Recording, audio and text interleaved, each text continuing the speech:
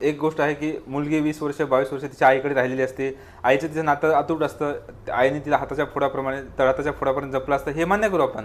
पण आता मुलीचा संसार झाला आहे, तुमची मुलगी कॅपेबल आहे सर्व गोष्टी हँडल करण्यासाठी.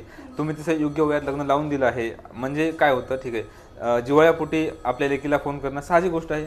पण उठसूट दिवसातून 10 वेळा महिलांच्या म्हणजे त्या मुलीच्या त्या म्हणजे जे पत्नीच्या आईने फोन नाही करायला पाहिजे. हा केला तर ठीक आहे, बाई कशी आहेस वगैरे वगैरे पण ठीक आहे.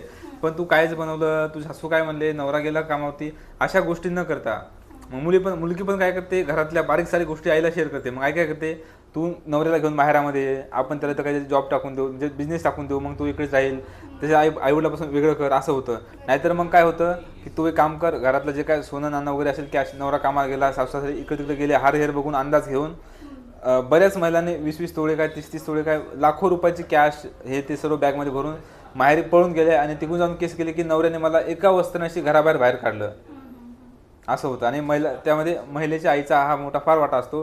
किंवा ती काय करते, जेव्हा नवऱ्याचं घर सोडते आणि माहेरी राहते, तर ठीक आहे, जर छळ झाला असेल तर तुम्ही योग्य तो न्याय मागा, काही हरकत नाही. पण काही मुलींच्या आईवडील काय करतात की आता ठीक आहे, म्हणजे त्यांच्यासाठी त्याची मुलगी एक कमाईचं साधन बनली. हे जरी शब्द कडू असतील तरी हे समाजाने सहन केले पाहिजे, ॲक्सेप्ट करून यातून बघितलं पाहिजे खरं काय ते. आणि सर्व महिलांना मी परत सांगतो, सर्व महिलांना बोलत नाही आहे.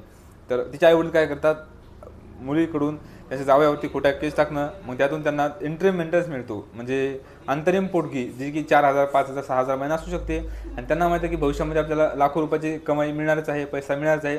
त्यामुळे ते मुलीला माहेरात ठेवून जावयासोबत केस खेळत असतात. त्यांनी हे नाही केलं पाहिजे.